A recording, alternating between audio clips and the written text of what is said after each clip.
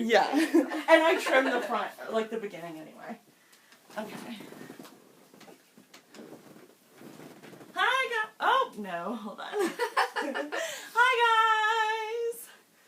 guys. This is my friend Miranda. What's up? And I'm going to let her tell everyone how we know each other. Okay. And we're both super awkward, disclaimer. Yep, definitely very awkward. You got that right. So I guess it's been about, what, like 15 years ago? Yeah. Appropriate. Yes. And I know that was definitely a church thing. Mm-hmm. Like, we grew up in the same small town, and we grew up in rival churches, almost. Like, oh, yeah. I feel like that's right. I Did. think that's right. Like, all churches kind of matter, but ours are the two Baptist churches, you know? Mm-hmm. Like, I remember when your whole family moved into town, and that being a thing. And I feel like youth groups are always allowed to interact, but the adults never did, so it just kind of happened organically. Maybe a youth group cafe thing downtown or something, yeah. but I don't remember specifically. You'll have to fill in the blanks. So I mean, I think that's exactly it. Yeah, is that it? Yeah. The thing that really, that I remembered was a thing at your church. It was it a lock-in, maybe? Oh, we did used to have those, like the overnights. Uh-huh. Yeah. That was kind of really sketchy, actually. Like, I don't remember who thought it would be a good idea to lock in a whole bunch of teenagers, like, in a giant gym with an upstairs with doors that actually locked and that were dark. Yeah, I upstairs. almost got caught sneaking around with a boy. I mean, it's a virgin then, so I mean, who cares? I think everybody was. It was fun, but, like, whoever thought that was a good idea, I know. You know, get your true love. And, like, how many adults? Like 3 to 6? Yeah, actually, there were definitely, like, plenty before dark, but then all of our parents went home, and you had, like, 3 to 6 adults, and that was kind of Yeah. I don't think anybody got pregnant, I think. know. Well, let me think about maybe that. not at a lock-in. Maybe not at a lock-in. But the potential was there. Yeah, for sure. Okay. I mean, that's basically what I would say. And then I think that we had, like, a skating rink thing, too, one time. Did that, because there are very few things to do between Manning and Sumter, and that is an option. Yeah. Another one of those youth events where you're like, don't get your kids pregnant. Right, exactly. Yeah, yeah. That would have been a thing, too. Also, probably a lock-in, because I think those were overnight as well. I don't think our parents wanted us. Yeah. To be home, ever. Yeah.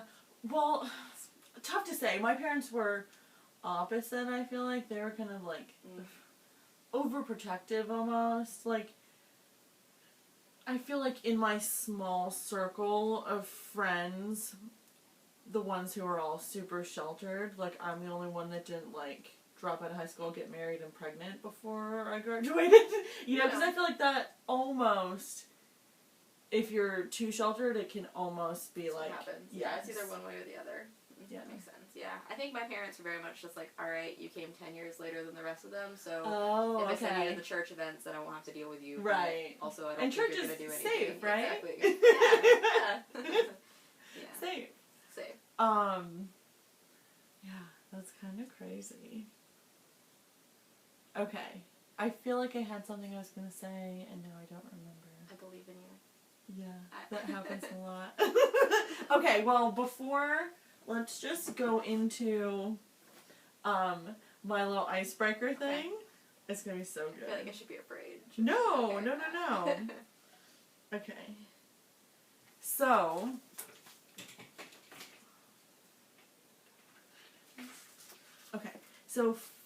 don't shoot. I'm so sorry. No, you're fine. I'll just okay, first, I would like to know your favorite animal, but it can't be your family pet. I was going to tell you that it was my cat, because my favorite animal, but it can't be my family pet. Oh, I like owls, actually. Okay. Yeah, that's the thing. Ooh, that's good. Owl tattoos now. That's the thing. Yeah, there you go. Yeah. Okay. Now, list 3 reasons or adjectives why you love the owl. They are predatory. Okay. They're nocturnal. That's pretty cool. And they have sharp noses. They're beaky. There you go. Okay. Beaky. We'll go with beaky. Okay. Beaky. I like that. Okay. Now, next, your favorite article of clothing. My favorite article of clothing. I don't really like clothes very much, man. Same. My friend and I keep joking that we're going to go to Kissimmee to the nudist colony. You probably should. We It's safe, should. yeah. My mom's like, don't bring your kids. Listen, a friend of mine has been concerned for years that moving to Colorado, I'm just going to end up like dropping a pin and being like, this is where I am. Yeah. It's going to be like a little nudist cult over the corner. It's fine.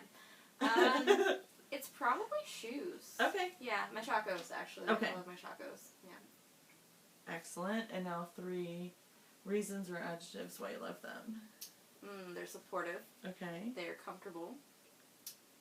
And they're good for a lot of, like, multi-purposeful? I don't know. What's a good adjective for that? That's... Multi-purpose? Yeah, I mean, we'll go with that. It's a reason. There you go. Maybe not an Okay. adjective. Okay. And then, I think this is the last one. Yes. Your favorite body of water. That's really random. I know. It'll all come together. My brain's just stuck on like this really hungover day in Honduras staring at the ocean, and that's all I've got. I don't think that's the answer, but we're gonna go with the ocean. It works. Okay. It works. And then, you know the drill. 3 reasons or adjectives that you love about the ocean. It's salty like me. Let's see. That's real. Okay. I guess it's soothing. That's the Okay. thing. It is soothing. It's kind of scary. Ooh, it is kind of It's scary. kind of scary. Yeah, we'll go with that. Okay. And then the last thing is that I want you to picture yourself in a room. Okay. You're alone. Everything's white. There are no doors or windows. How do you feel? 3 feelings. Like being punished. Okay.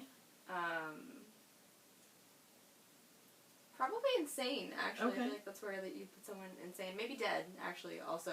Twilight Zone-y, kind of Okay. purgatory-esque. Yeah. Okay. Now you ready to know what it all means? I hope so. Okay. I'm not really sure. So, the first, the animal, is how you view yourself. So, predatory, nocturnal, and beaky. It's that sharp nose, you know? Yeah, I actually was told that I also have a beak by someone. Yeah. They didn't mean it in a nice way, but I love it. I My don't boyfriend care. tells me that I have a beak all the time. It's a compliment, but sometimes Yeah! Sometimes it's like, yeah. better watch yourself. I will beak you. Yes. Okay. And 2 is your favorite... Hold on. We already did that. Where'd it go? Oh, no. Uh-oh. Okay. It's how others perceive you. Okay. So what was that? Supportive, comfortable, and multi-purpose? I don't know how I feel about that. That's probably accurate. I've been a butt pillow a time or two. Yeah. Know, so probably comfortable. I am supportive and multi-purpose. Good. What does that mean? I don't know. I think they're all good things. So. I think so. I hope so. Okay, and then Purpose. your favorite body of water is how you view sex. So salty, soothing, and scary. Okay. I mean, I guess it could be all those things. I Salty. know. That's how I feel about it, maybe. Yeah. Salty. And then the last one is how you view death. So... Dead. Dead. Yep. Insane and punishment, I guess. Okay. But that's like an old Freudian, like, Okay. subconscious Interesting. thing. Isn't that crazy? That's a something. I know. I'm not sure how I feel about myself now. I know, I'm sorry. It's okay. No, it's alright. Okay. So, I guess we can just jump right in. Yeah, for sure.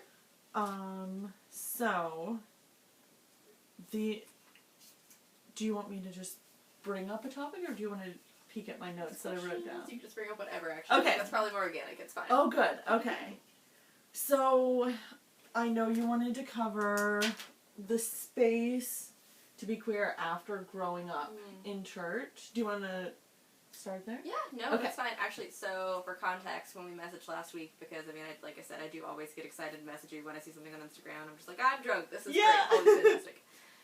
Last week was a super feely week because it was Park Circle's Pride. Mm-hmm. And it was a good time. It was very intimate, like very community driven. And there were cute things like drag story night, actually, they had for the kids over the brewery, things like that.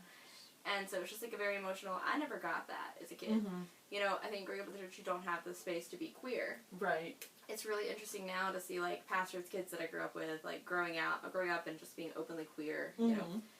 Because that was never an option that any of us kind of had. And there was just such a wrongness to it that it was like, if I have any of these thoughts, then I'm definitely just, like, going to hell. Like, because I feel like it was almost worse than not an option. It was like a sin or against the Bible or just like there's a ton of judgment around it. Yeah, for sure. And it's not just, like, queer space. You know, I think growing up in the church really just demonizes sex in a way, too, and all of those things just kind of makes you grow up to be this unhealthy person. In terms of accepting who you are as a person or being able to be open about sex in general, I think. Right. So there's just a lot of that. Yeah, but I don't know, I think it's really positive now in spaces. Like, I know there are churches in Charleston that are doing pronoun name tags and things like that, and I think that's great. But it was just very much like, if my dad knew that I had a girlfriend in college, actually, he'd probably say, that's totally fine because you can be queer as a woman. But if my mom, like, knew that, and she kind of does, actually, she accidentally, I got outed to her in Seattle a few years ago by a friend of mine because everybody was eating edibles, and she just, like, pretends it doesn't exist now. Oh, okay. But if that was a thing, then she would probably be really uncomfortable, like, still. And she's not even affiliated with the church anymore, but it's just, like, there are things that you can't do growing up in the church, and it's, like, drugs. Be queer. Okay. Have sex before marriage. And kind of, I mean, if you want to murder somebody, maybe that's cool if you had a good reason, right? Yeah. You can't do those two things. And if you're from South Carolina, you also can't date anybody who isn't white, so... that was so big! Yeah, that's another thing, yeah. There is that. I remember we moved to that town from South Florida, which is, like, a huge, like, area with people from all over, from everywhere, and everybody... from my knowledge, was accepted, and, like, I know there was racism, for sure, but it wasn't, like, tiny, small, white town in the South. There was no stigma. Yeah. Right.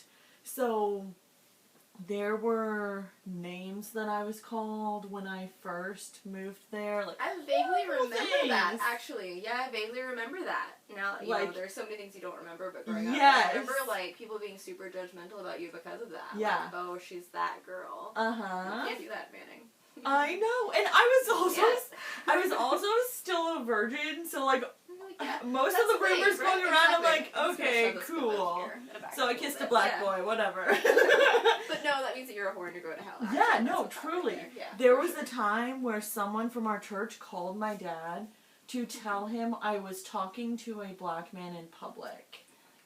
Happened to be my co-worker, and we worked in a sandwich shop, and we were, like, sweeping up cigarette butts in the parking lot, but my dad's like, okay, cool, like, great. Sounds why good. would I care? Were they at work? Like, was she sucking his dick behind the dumpster? Yeah. Then I might be concerned about my daughter. Then he'd be concerned, yeah.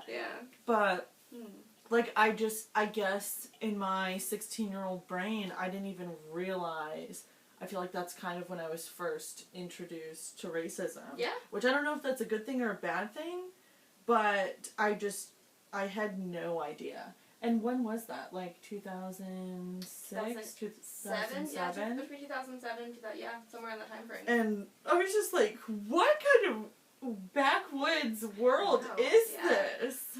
And I grew up with a dad who openly said that if I brought home anyone who was black, specifically black, the Hispanic area was, I guess, just kind of gray area. I don't know. I brought home my boyfriend recently, and he seems to be fine. I don't think my dad actually knows that he's brown, though. I don't think he's registered, so there's that. But yeah, my dad told me openly, like, growing up, if I dated anyone who was black, he would disown his children. Like, it was a big no-no. You can't do that. There's just weird stigma. Like, it makes you less of a person if you do. It's shocking. And hopefully it's different now. You know, it's been, 10 or so, 12, 15, whatever years since we've left, so hopefully, like, that's different now, but... I have bad news. It's not. It's not. It's not talking to anybody anymore.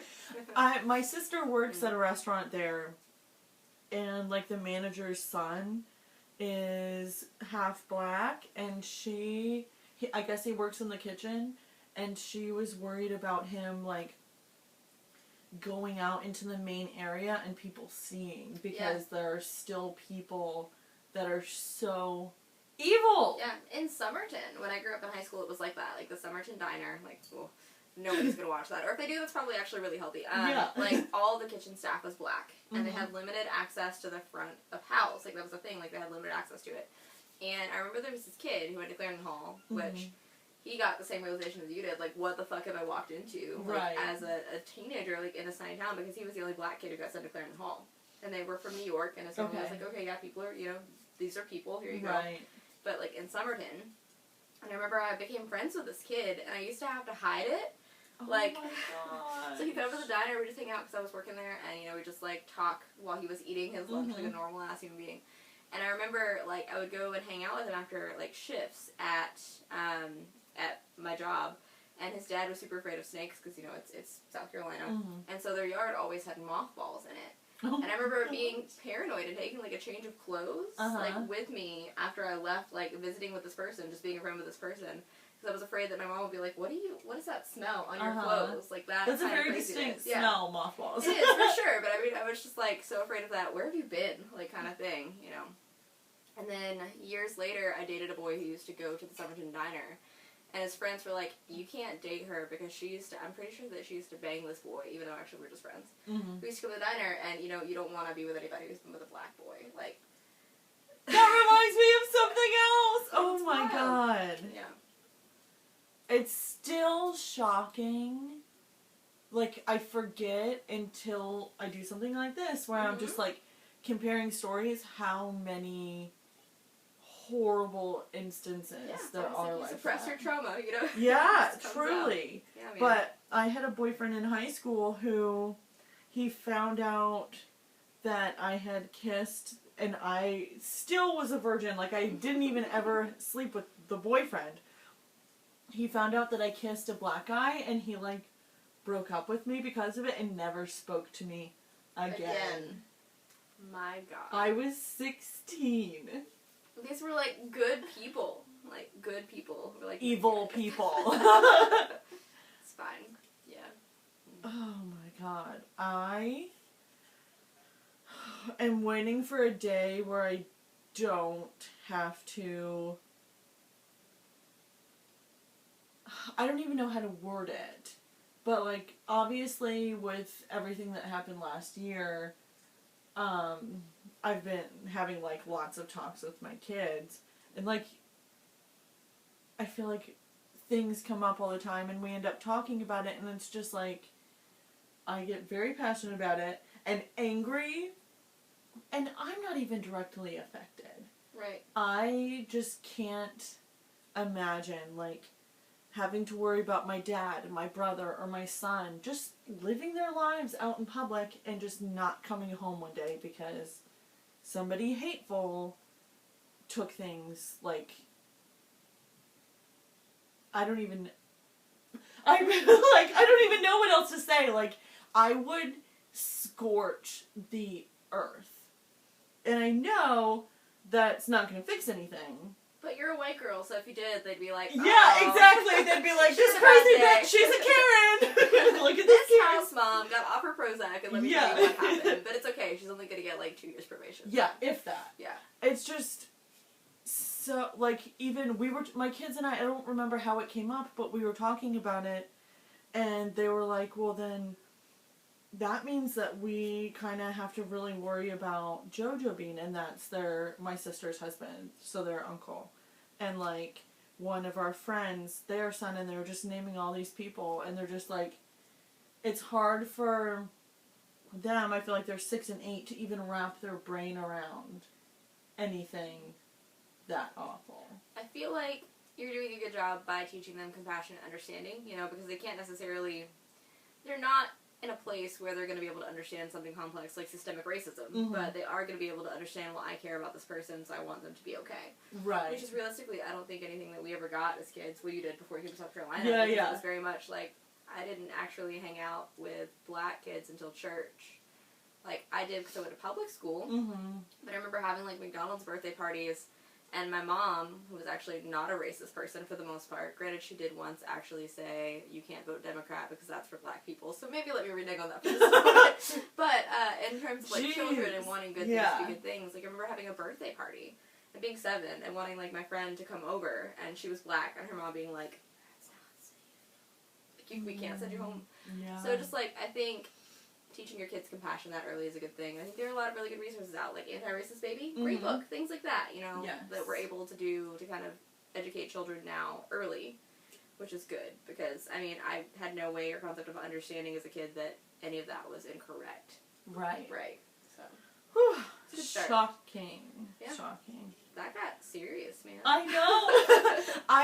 I feel like it's so important for me to be as open as I can be with them, as long as it's age appropriate. Yeah. Just so that, say they're in a situation one day where they can either stand up for their friend or they can be quiet with everyone else.